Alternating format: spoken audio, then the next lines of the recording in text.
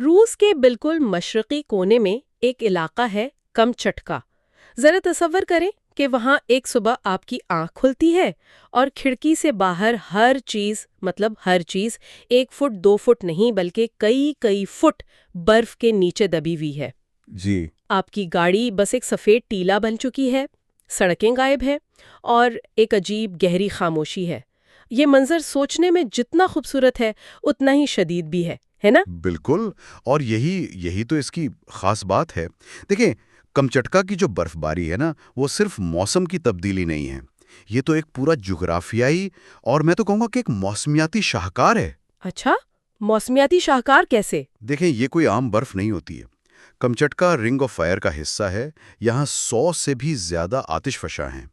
تو جب بحر الکاہل سے نم ہوائیں اٹھتی ہیں اور سائبیریا کی یخ بستہ ہواؤں سے ٹکراتی ہیں، جی، تو آتش فشانی راکھ کے جو چھوٹے چھوٹے ذرات فضا میں ہوتے ہیں وہ ان بادلوں میں مل کر برف بننے کا عمل تیز کر دیتے ہیں۔ اچھا، نتیجہ غیر معمولی طور پر بھاری، گھنی اور بہت زیادہ برف باری۔ اچھا تو یہ آتش فشانی عنصر اسے باقی دنیا کی برف سے بالکل الگ کر دیتا ہے۔ یہ تو ایک زبردست نکتہ ہے۔ تو جب صبح لوگ اٹھتے ہیں اور دیکھتے ہیں کہ راتوں رات ان کی پوری دنیا ہی بدل گئی ہے تو ان کا پہلا رد عمل کیا ہوتا ہے؟ کیا وہاں کوئی گھبراہٹ یا افراتفری ہوتی ہے؟ یہی تو حیرت کی بات ہے۔ نہیں، بالکل نہیں۔ کمچتکا کے لوگوں کے لیے یہ زندگی کا معمول ہے۔ گھبراہٹ کی جگہ ایک عملیت پسندی لے لیتی ہے۔ ان کا پہلا کام ہوتا ہے اپنے گھر کا دروازہ کھود کر نکالنا۔ دروازہ کھود کر نکالنا؟ جی، آپ کو ہر گھر کے باہر بڑے مضبوط بیلچے نظر آئیں گے، اور وہ کسی سجاوٹ کے لیے نہیں رکھے ہوتے۔ وہاں ایک دوسرے کی مدد کا کلچر بہت مضبوط ہے۔ صحیح، لوگ پہلے اپنے بوڑھے ہمسایوں یا ان خاندانوں کے راستے صاف کرتے ہیں جہاں چھوٹے بچے ہوں، اور پھر اپنے گھر کی طرف آتے ہیں۔ یہ ایک غیر اعلانیہ سماجی معاہدہ ہے ان کا۔ یہ تو بہت ہی متاثر کن بات ہے، لیکن صرف بیلچوں سے تو پورا شہر صاف نہیں ہو سکتا ہوگا۔ نہیں، بالکل نہیں۔ خاص طور پر جب کئی فٹ برف پڑی ہو، انتظامیہ اس صورتحال سے کیسے نمٹتی ہے؟ جی، بیلچے تو صرف ابتدائی مدد کے لیے ہیں، اصل کام تو بھاری مشینری کرتی ہے۔ وہاں دوروجنیکی یعنی روڈ ورکرز کو ہیروز کا درجہ حاصل ہے۔ اچھا، ان کے پاس URL اور کماز جیسے بہت بڑے طاقتور ٹرک اور بلڈوزر ہوتے ہیں جو خاص طور پر ایسے موسم کے لیے ہی بنائے گئے ہیں۔ وہ 24 گھنٹے کام کرتے ہیں؟ تاکہ مرکزی شاہراہیں، اسپتالوں اور اسکولوں کے راستے کھلے رہیں۔ لیکن پھر بھی کبھی تو ایسا ہوتا ہوگا کہ برف باری اتنی زیادہ ہو کہ… جی بالکل، کئی بار برف باری اتنی شدید ہوتی ہے کہ وہ بھی بے بس ہو جاتے ہیں، اور شہر کئی دن کے لیے باقی دنیا سے کٹ جاتا ہے۔ اور جب شہر کٹ جاتا ہے تو اس کا مطلب تو یہ ہوا کہ سپلائی چین بھی متاثر ہوتی ہوگی؟ جی، کھانے پینے کی چیزوں کی قلت نہیں ہو جاتی۔ مطلب یہ ایک خوبصورت منظر تو ہے، لیکن اس کی عملی مشکلات بھی تو ہوں گی۔ آپ نے بالکل صحیح پکڑا ہے۔ یہی وہ جگہ ہے جہاں مقامی لوگوں کی دور اندیشی کام آتی ہے۔ کمچٹکا کا ہر خاندان وہ موسم سرما کے لیے زپاس یعنی ذخیرہ اندوزی کرتا ہے۔ ذخیرہ اندوزی؟ جی، وہ گرمیوں اور خزاں میں ہی بیریز، مشرومز اور مچھلی کو بڑی مقدار میں محفوظ کر لیتے ہیں۔ ان کے تہخانوں میں مہینوں کا راشن موجود ہوتا ہے، تو جب شہر بند بھی ہو جائے تو فوری طور پر خوراک کا بحران پیدا نہیں ہوتا۔ اچھا۔ ہاں، تازہ سبزیوں اور پھلوں کی کمی ضرور ہو جاتی ہے، لیکن زندگی رکتی نہیں۔ اس کا مطلب ہے کہ خود انحصاری ان کی زندگی کا ایک بنیادی اصول ہے۔ بالکل۔ اچھا، اس شدید موسم میں جہاں بڑے اپنی بقا کی جنگ لڑ رہے ہوتے ہیں، وہاں بچوں کی دنیا کیسی ہوتی ہوگی؟ ان کے لیے تو یہ ایک ایڈونچر ہوگا نا؟ اوہو، بچوں کے لیے تو یہ کسی تہوار سے کم نہیں۔ جیسے ہی اکٹیویروف کا یعنی شدید موسم کی وجہ سے اسکول بند ہونے کا اعلان ہوتا ہے نا، ان کی تو عید ہو جاتی ہوگی۔ بس ان کی خوشی کی انتہا نہیں رہتی۔ پوری دنیا ان کے لیے ایک کھیل کا میدان بن جاتی ہے۔ وہ برف میں سرنگیں بناتے ہیں، قلعے تعمیر کرتے ہیں، اور ایک دوسرے پر برف کے گولے برسا کر کہے لگاتے ہیں۔ ان کی ہنسی اس گہری خاموشی میں جیسے زندگی کا رنگ کھول دیتی ہے۔ لیکن کیا یہ ہمیشہ اتنا ہی محفوظ اور خوشگوار ہوتا ہے؟ میرا مطلب ہے والدین کے لیے تو یہ ایک چیلنج بھی بن جاتا ہوگا، گھر کو گرم رکھنا، بچوں کو محفوظ رکھنا۔ یقیناً، یہ تصویر کا دوسرا رخ ہے۔ ایک طرف بچوں کی خوشی ہے تو دوسری طرف والدین کی ذمہ داریاں دگنی ہو جاتی ہیں۔ سب سے بڑا چیلنج گھر کو گرم رکھنا ہوتا ہے۔ جی۔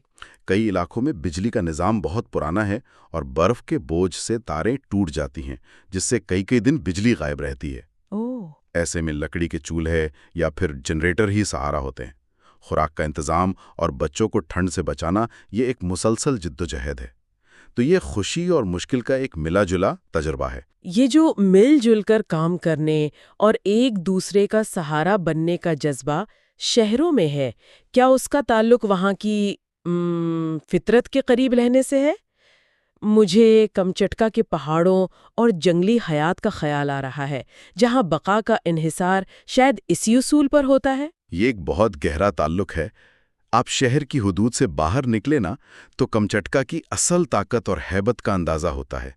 سریدنی رینج جیسے پہاڑی سلسلے جب برف سے ڈھک جاتے ہیں تو ایسا لگتا ہے جیسے وقت تھم گیا ہے۔ وہاں صرف اور صرف فطرت کی حکمرانی ہے۔ واہ! اور اس فطرت کا سب سے بڑا بادشاہ ہے کمچٹکا کا بھورا ریچھ، جو دنیا میں سب سے بڑے ریچوں میں سے ایک ہے۔ صحیح۔ یہ برف باری ان کے لیے ہائبرنیشن یعنی سرمائی نیند میں جانے کا اشارہ ہوتی ہے۔ تو اس کا مطلب ہے کہ جنگلی حیات کا پورا ایکو سسٹم اس برف باری کے گرد گھومتا ہے؟ جی۔ کیا موسمیاتی تبدیلیوں کی وجہ سے سائیکل پر کوئی اثر پڑ رہا ہے؟ برف جلدی پگھل جاتی ہے، کبھی بہت دیر سے آتی ہے۔ اوہ، تو اس سے تو سب کچھ متاثر ہوتا ہوگا۔ اس سے ریچھوں کا ہائبرنیشن سائیکل بری طرح متاثر ہوا ہے۔ جب وہ وقت سے پہلے جاگ جاتے ہیں تو انہیں خوراک نہیں ملتی، جس کی وجہ سے وہ زیادہ جارحانہ ہو کر انسانی آبادیوں کا رخ کرتے ہیں۔ یہ تو خطرناک بات ہے۔ بہت۔ اور اسی طرح دوسرے جانور جیسے سائبیرین سیبل اور خود بھی لومڑی، جن کی بقا کا انحصار برف میں شکار کرنے پر ہے، وہ بھی شدید مشکلات کا شکار ہے۔ یعنی یہ خوبصورت سفید چادر جس کی ہم اتنی تعریف کر رہے ہیں، اس کے پیچھے ایک بہت ہی نازک ماحولیاتی توازن چھپا ہے جو اب خطرے میں ہے۔ بالکل۔ اچھا، جب برف باری تھمتی ہے تو اس کے بعد کا ماحول کیسا ہوتا ہے؟ آپ نے شروع میں ایک گہری خاموشی کا ذکر کیا تھا۔ وہ خاموشی وہ بہت غیر معمولی ہوتی ہے اور اس کی ایک سائنسی وجہ بھی ہے۔ اچھا۔ تازہ نرم برف جو ہوتی ہے وہ آواز کو جذب کرنے والی بہترین چیزوں میں سے ایک ہے۔ یہ ایک قدرتی ساؤنڈ پروفنگ کا کام کرتی ہے۔ اس لیے برفباری کے بعد ایک ایسی خاموشی چھا جاتی ہے جو شہروں میں رہنے والوں نے کبھی محسوس نہیں کی ہوتی۔ صحیح۔ یہ سناٹا آپ کو اپنی سانس اور دل کی دھڑکن تک سناتا ہے۔ یہ وہ لمحات ہوتے ہیں جو انسان کو غور و فکر پر مجبور کرتے ہیں۔ مطلب زندگی کی رفتار خود بخود دھیمی پڑ جاتی ہے۔ جی، آپ جلدی میں نہیں ہوتے کیونکہ آپ ہو ہی نہیں سکتے۔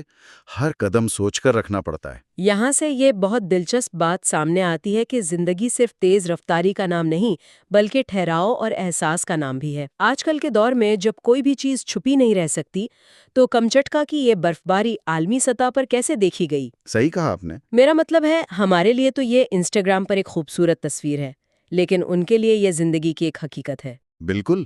سوشل میڈیا نے کمچٹکا کی ان تصاویر کو دنیا بھر میں وائرل کر دیا ہے۔ لوگ برف میں پوری ڈوبی ہوئی گاڑیاں اور پہلی منزل تک آئی ہوئی برف دیکھ کر حیران ہوتے ہیں۔ جی، میں نے دیکھی ہیں وہ تصاویر۔ اسی وجہ سے وہاں ایڈونچر ٹورزم میں بھی بہت اضافہ ہوا ہے۔ فوٹوگرافرز اور سیاح اس برفانی جنت کو دیکھنے کے لیے وہاں کا رخ کرتے ہیں۔ لیکن کیا اس سیاحت کے کوئی منفی اثرات بھی ہیں؟ ایک ایسے نازک ایکو سسٹم میں انسانی مداخلت وہ خطرناک بھی تو ہو سکتی ہے۔ یہ ایک دو دھاری تلوار ہے۔ ایک طرف سیاحت سے مقامی معیشت کو فائدہ ہوتا ہے، لوگوں کو روزگار ملتا ہے، لیکن دوسری طرف غیر ذمہ دارانہ سیاحت اسی ماحول کو نقصان پہنچا سکتی ہے جس کو دیکھنے کے لیے لوگ آتے ہیں۔ مثلاً ہیلی کاپٹروں کا شور، جنگلی حیات کو پریشان کرنا اور کچرا پھیلانا، یہ سب حقیقی خطرات ہیں۔ اسی لیے وہاں کی مقامی کمیونٹیز اور حکومت اب پائیدار سیاحت یعنی سسٹینیبل ٹورزم پر زور دے رہی ہیں تاکہ اس قدرتی ورثے کو آنے والی نسلوں کے لیے محفوظ رکھا جا سکے۔ یہ تو بہت ضروری ہے۔ تو اگر ہم اس ساری گفتگو کو سمیٹیں تو کمچٹکا کی برف باری صرف ایک موسمیاتی واقعہ نہیں۔ بالکل نہیں۔ یہ وہاں کی جغرافیائی شناخت ہے جو آتش فشاں سے جڑی ہے۔ یہ وہاں کے لوگوں کی اجتماعی بقا کی کہانی ہے جو خود انحصاری اور باہمی تعاون پر مبنی ہے۔ صحیح۔ اور یہ ایک نازک ماحولیاتی نظام کی علامت بھی ہے جو اب خطرات سے دوچار ہے۔ بالکل درست کہا آپ نے۔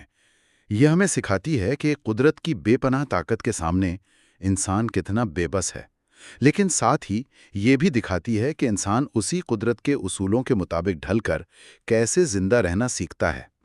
یہ سفید چادر ایک اختتام بھی ہے اور ایک نئی شروعات بھی، صحیح۔ اور یہیں سے ہمارے لیے سوچنے کا ایک نقطہ نکلتا ہے۔ وہ کیا؟ دیکھیں، ہماری تیز رفتار ہمیشہ آن لائن رہنے والی زندگیوں میں ہم ہر چیز پر قابو پانا چاہتے ہیں، ہے نا؟ جی بالکل۔ سب سے بڑی حکمت قابو پانے میں نہیں، بلکہ حالات کے سامنے سر تسلیم خم کرنے اور اس کے ساتھ جینا سیکھنے میں ہے۔ قدرت کا یہ جبری ٹھہراؤ، یہ فورس ریسیٹ شاید ہماری زندگیوں سے غائب ہے۔ بہت گہری بات ہے۔ تو سوال یہ ہے کہ کیا ہمیں اپنی زندگی کی بھاگ دوڑ کے بارے میں دوبارہ سوچنے کے لیے کسی کمچٹکا جیسے برفانی طوفان کا انتظار کرنا چاہیے؟